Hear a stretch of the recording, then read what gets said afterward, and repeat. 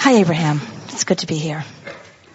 I've been listening to your teachings now for about a little over 2 years. And in many areas of my life, I've applied the teachings and have made such tremendous journeys to joy. And I'm thankful for that. And like everybody else, I have a couple of areas where I haven't managed to do it so well. Before you go further, we're going to interrupt just briefly and say, you're going to like this. Okay. Because your words were so well chosen and so good. Mm-hmm. I have applied what I've learned, and I have taken many journeys to joy. And that makes it sound like joy was over here, and you journeyed, and when you got to the end of the journey, you found joy. And we want to say, you can get on the journey to joy now. The manifestation will be a while in coming, but get on the journey to joy now. Be in joy, in other words.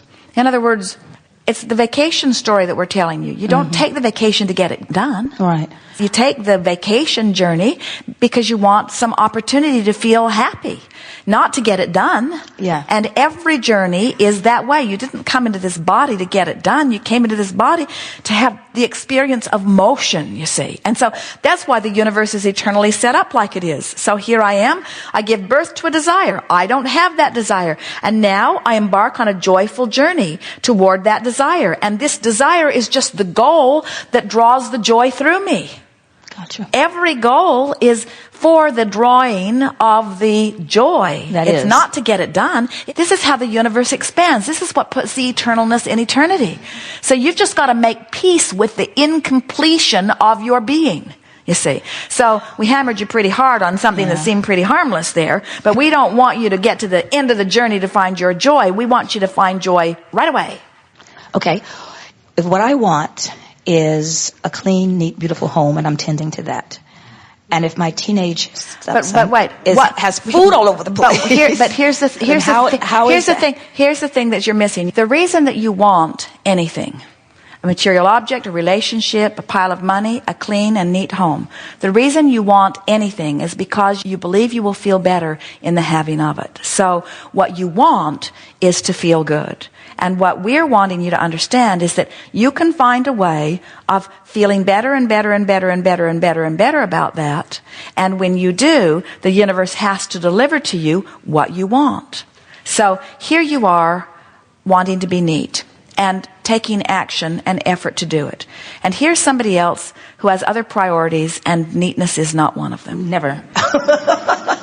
So as you notice that, and beat the drum of it like you just did. Right. Never, you said, never does he care about neatness. Exactly. I do. Now, what has just happened to your vibration? I have lost it completely. In other words, your desire is neatness. You're claiming to be neat, but you've just observed something and compounded it by acknowledging that he's never neat. So now your vibration is nowhere near the vicinity of your desire.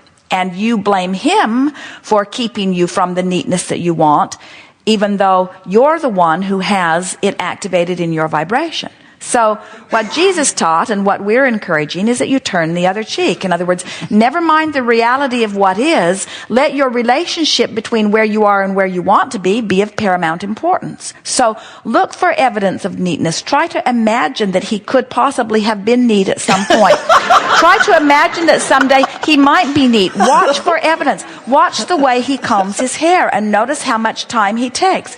Watch the way he cares about other things. Watch how even though he dresses and grooms himself in a way not the way you would, watch the precision and care and effort and deliberateness that he applies to that, and make mental note of it. In other words, begin to acknowledge that while there are many things that he does that are not the way that you would do them, he is deliberate in his own way, and begin to acknowledge that. And then as you take baby steps in acknowledging things about his neatness or lack of it that feel better to you as you are doing it, you no longer use him as your excuse to get out of alignment with your desire for neatness. In other words, we know that sometimes there'll be some really messy person or some really obnoxious person or some really unlovable person in your life, and when all you want is to love them, and they just won't be lovable. And then you blame them, because if they would be more lovable, then you could love, and then you'd be in alignment with who you are.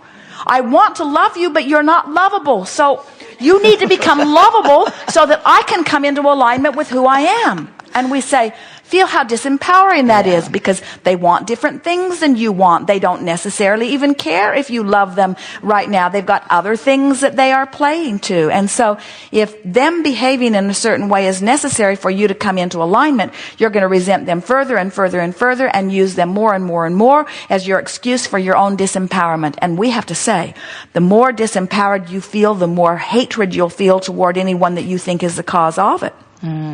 Where when you show yourself that you can get feeling pretty good, you can actually find some humor in it, you can step over the clothes. You can take huge pleasure. In other words, when your baby learns to walk, even though it's really a wobbly, ridiculous walk, and then it only takes a step or two and falls down, you don't say, "Get up, you little dummy."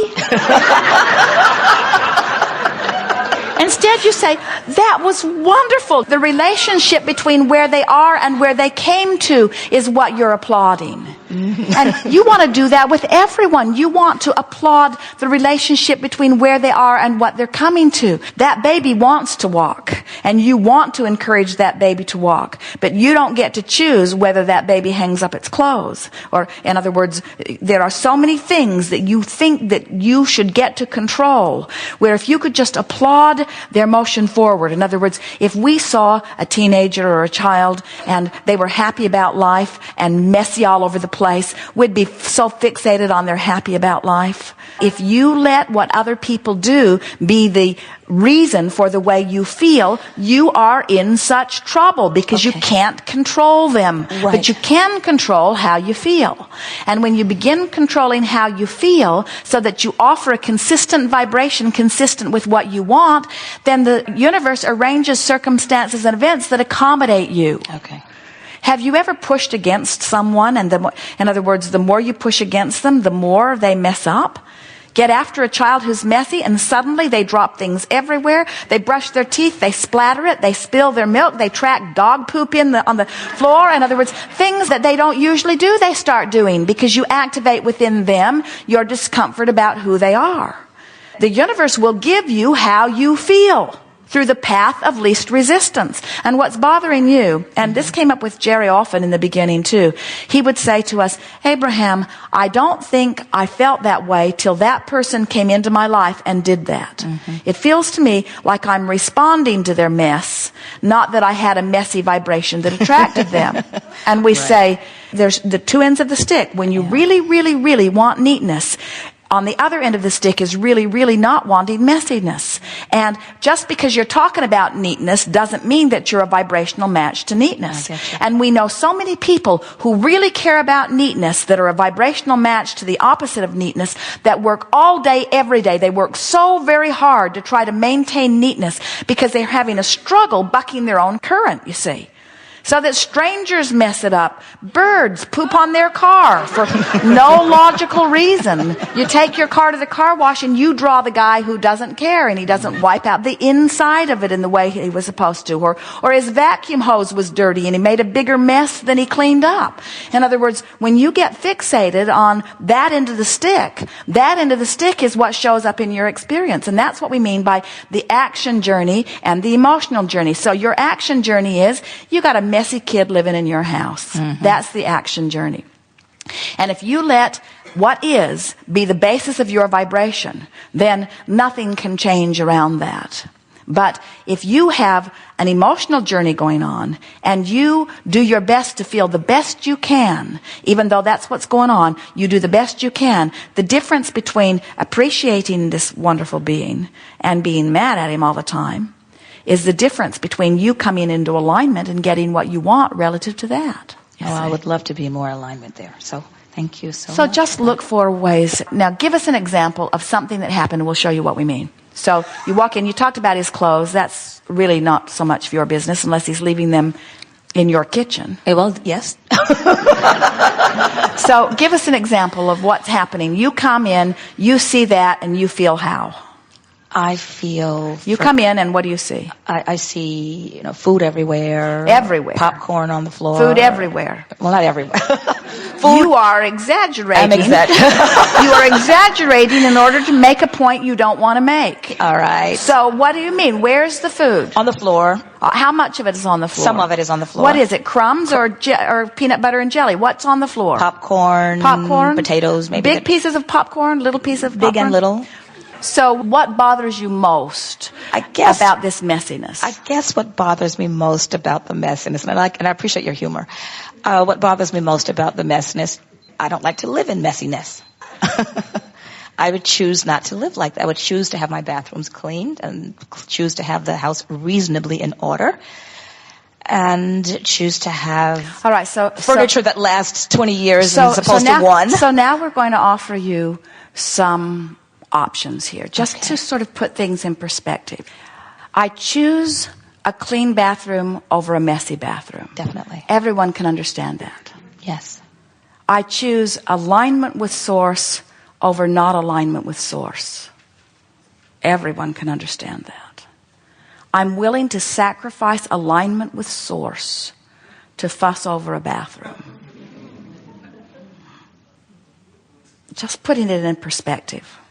In other words, my alignment with source is my capacity for life. My alignment with source is my allowing of clarity. My alignment with source equals my vitality, my flexibility, my balance, my wellness. My alignment with source equals my longevity. It equals my well-being. It equals my contribution. My alignment with source is life itself. And it is precious to me above all things, even a clean bathroom. And I have discovered that I don't have to give it up for any reason, that I can find a way of approaching the bathroom in a way that I can stay in alignment with source. And when I approach the messy bathroom and the sloppy kid in conjunction with my alignment with source, those things must change. We've never seen anyone effectively guide anyone from a place of disconnection. But when you find connection with source, you are all powerful. Influence, charisma, that thing you call that charisma, attractive quality, that ability to influence people and move them to action, always and only comes when someone's in alignment with source. All right. We have enjoyed this interaction immensely.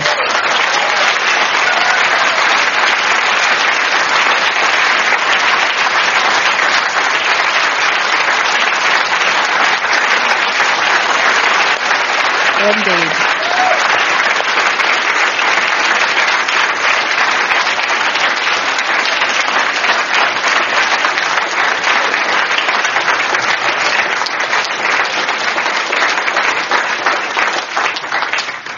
You're full of yourselves. It feels good to feel good.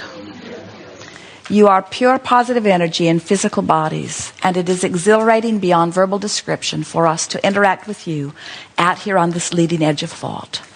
Be as good to yourself as you can be, and everyone else too. Reach for thoughts that feel good, no matter what the direction of them. And if they don't feel good, just try to make them feel as good as they can feel.